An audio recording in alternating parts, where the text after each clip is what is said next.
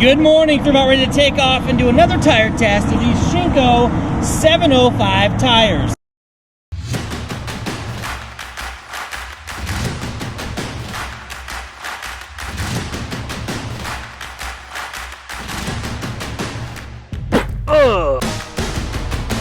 This is going to be a 70% street tire, 30% dirt tire, but as like all of our tests, we're going to put it through its paces with as many terrains as we can find. I'm imagining the deep sand might be a little bit of a challenge, but we'll see. The street pressures of these are supposed to be about 40 psi. We're not going to be able to run 40 psi off-road, so we're going to go ahead and leave these at 30 psi. It's a good all-around working pressure, and we're going to give them a go. Now the bike that we're on today is a Honda CRF 1000L. It is the DCT model. There is no clutch and there is no shifter. These tires are really slippery out of the crate, so make sure that when you mount new tires, you ride on them 50 or 100 miles before you start doing anything excessive. Make sure you get them all scrubbed in so that they're not slippery anymore. Now, one way that I like to scrub tires in for the fun of it is I like to take them out to the wash. I mean, the decomposed granite and sand there just kind of buffs them out and takes off any slipperiness. Man, I keep trying to grab the clutch and I keep trying to adjust the shifter when I come to a stop. Man, it's so tricky. Going from a manual transmission bike to a DCT automatic transmission bike, man, I tell you what, coming up to stop signs and stoplights is a bit... I mean, you're just trying to grab for a clutch and trying to grab for a shifter, and it's just not there. It's kind of funny. That being said, the DCT transmission on this motorcycle is phenomenal. If you haven't never tried one, I highly recommend it. Now, back to the tires. Any tire, brand new tire that you put on your motorcycle, you should definitely take it easy for the first 50 or 100 miles so you can get those tires scrubbed in. I've been known to go to a gravel parking lot, air down to like 20 psi, ride around for 15 minutes, pull back off, air up to normal pressures, and boom, dialed. Now, initial impressions of these tires on the highway is the fact that they're super smooth. It literally feels like I'm on a street bike tire. There's no knobs, there's no vibration, there's no noise. It's just a good old-fashioned round rubber street tire. Now, how this tire performs off-road is going to be really the kicker for me. It's going to be one of those things, like, do you put this tire on your adventure bike if you're going to be getting off and doing some gravel roads, maybe coming across a sand wash or two from time to time, doing some water crossings? I mean, there's lots of terrain that you get hemmed up in on an adventure bike if you choose to make that turn to take it off-road.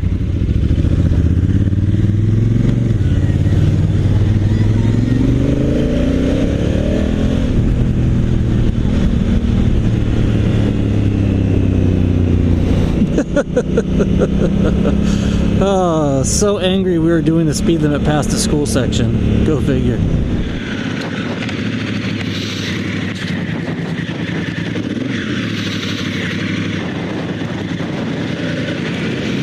Alright, first feel. I mean, this is the very first dirt road I've ever done on an E705. First time I've had them on a motorcycle of mine. Traditionally, it's a little bit less aggressive than I would normally put on. Woo! Than I would normally put on one of my bikes because I really like to have a knob for extreme terrain. So it's going to be interesting to see how it does and how I do with it. It's probably the better... Man, it just feels good though. I mean, not just a traditional dirt road. I mean, it's getting some good traction. You can see the speed that I'm picking up quickly. Here we go. Ready? And I'm not feeling those little tiny sandy washes. Obviously, they're not deep, but I'm not really getting crazy sideways when I'm hitting those. They brake really well. And I'm really impressed with how much this is propelling me forward. Now again, the front tire not having a true knob on it will be interesting once we get down into the deep stuff here. Look at that. Man, it does a great job just picking up and going. So, this is where it's going to get a little bit sandier and a bit more fun. Whoa! Kind of all over the place on the front tire there. Alright, here we go, sand. Whew. Now the chevron pattern on the front tire should help us to maintain a line forward, which, dude, I'm impressed. Dude, there's almost no wiggle in the front end. That angled chevron pattern in the front is doing a phenomenal job at keeping this thing straight as an arrow as we're traveling here. Way better than I thought it was going to perform. All right, here's some softer stuff over here. Here, right here's some sugary stuff right here.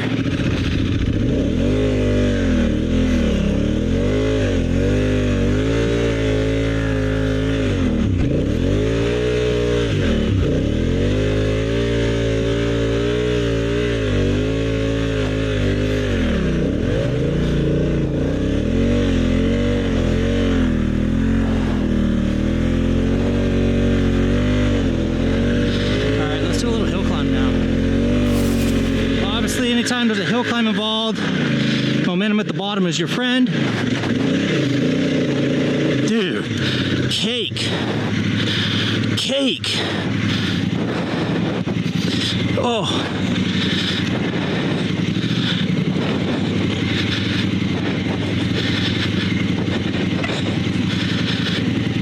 Oh, river crossing. Oh man. Woo! Time for a breather. So I've been out here about 45 minutes testing in sand, and I gotta say, I've never been stuck on this tire. It's continued to push me forward through everything that I've put it through so far. Just phenomenal. I'm really surprised. I'm very much more surprised than I thought I was going to be. Very impressive. All right. Now let me catch a breath while the Africa Twin cools down a little bit. All right, break time's over. Oh, there's some rocks. Oh.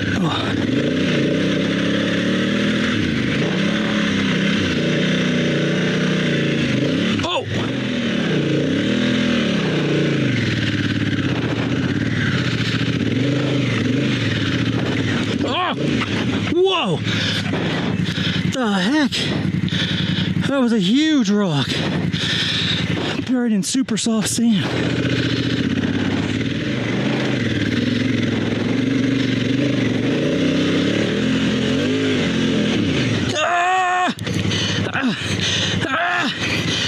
It's gonna go over. Damn it. Come on. Oh, that was close. Hopefully I'm gonna come down. I'm not gonna power up through this for sure. I'm gonna try to angle the bike this way and head out and get out over there. So close to the top. Jeez. This is a good test. Side hilling is always a challenge because it's soft. The back end's gonna want to slip around like that.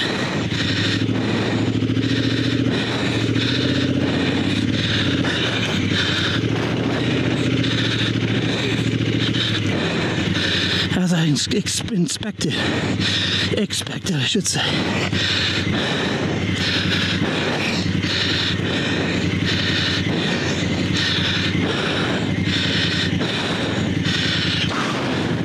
Look at that mess I just made. Woo!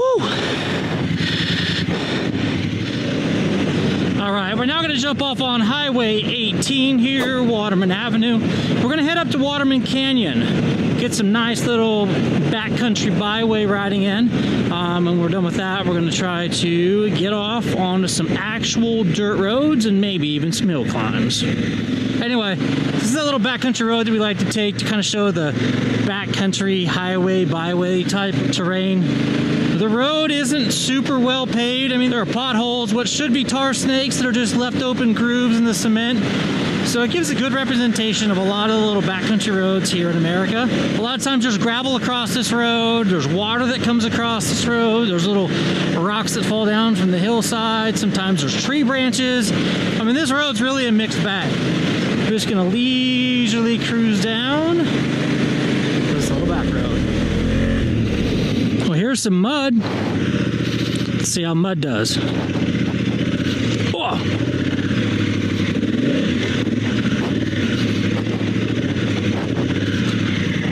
So this this here is what I was talking about earlier. You got the sand that's on here, you've got water that's washed across. This road's a mixed bag. You never know what's gonna happen when you come across. So traction control's off. This here is wet pavement. Let me accelerate. Dude, that tire just stuck. Propelled us forward. I'd say wet weather traction is adequate. And that's probably the most we're gonna see today as far as wet weather goes, so. Something, guys, something. It's a little high speed cornering. This is Highway 18. Some of these corners are phenomenal. Being able to lean the bike over and feel what the tires grip like when at good lean. For example, this here is a nice 40-mile-an-hour corner. Going downshift to gear.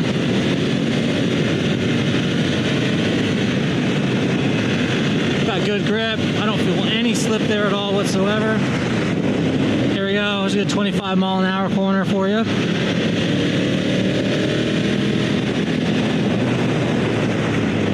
Come a little heavy on the brakes. Acceleration out. Come in no brakes. Nice lean. Oh, boots dragging on the ground. Pegs touching. Tar snakes. Tar snakes are the arch enemy of some tires. I'm trying my best to ride over these right now, zigzagging back and forth. I'm not feeling much slip, but that's not to say a whole lot because it's only 75 degrees at the moment. It's beautiful up here right now. Now when it gets to be 100 degrees, these tar snakes get slippery. And that's where some people make some big mistakes. They get that little slip and they freak out and grab the brakes and the bike gets disrupted, suspension gets disrupted, and they end up flying off the motorcycle. The key to riding on tar snakes like these is you can see it only lasts like 2 or 4 inches, depending on the tar snake and how it was put down. So, for example, in this one here, if you're coming around and right here you get a slip, it's just gonna go slip and then it's gonna grab the pavement that's just behind it. So when it does that quick little slip, just go ahead and ride through it. Don't touch the brakes, don't panic, don't do anything like that. Just ride through it. The tire's going to grab pavement again and you're going to keep going right around.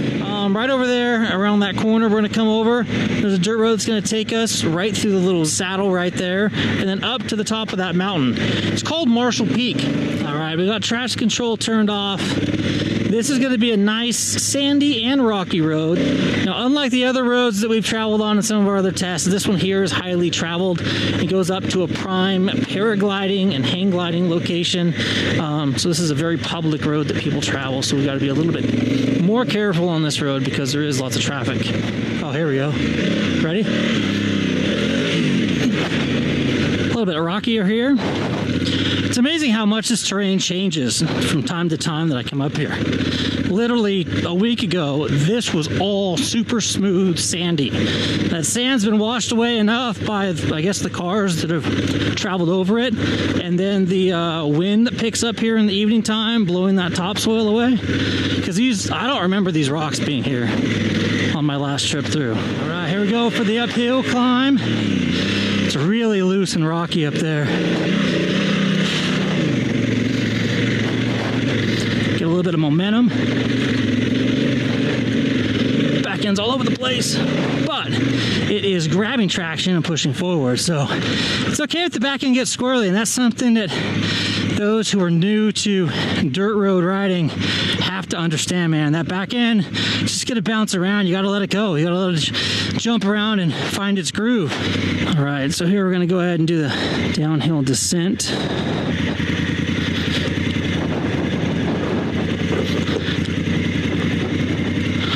I've got ABS off, so we should have full traction. Just gonna stop on the hillside here. Pretty good.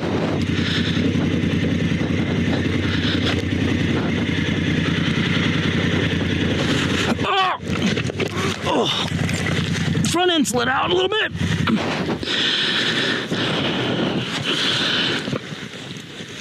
Yep. So front end tuck action going on.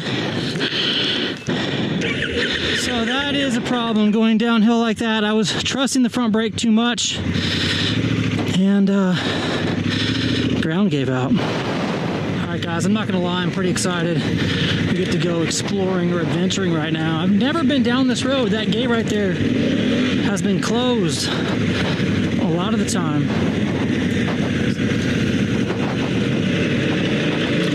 Some nice rocky terrain right here. That big granite rock sticking out of the side of the mountain across the road. The side hill action of these tires is a little weak just because the side is so round and there's no knobs on the side. It just kind of slides down a little bit, almost like backing in, but kind of the opposite.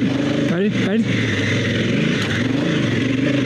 So overall, I'm highly impressed with these tires. The only place that I felt that they've lacked today is front tire side traction. Obviously coming down that steep hill, like right here, that front tire just wants to push down into that wash instead of being able to climb up and out as a knobby tire could and would. Washing in corners when it gets sandy, but then again, if it was a knobby tire, it wouldn't be doing that.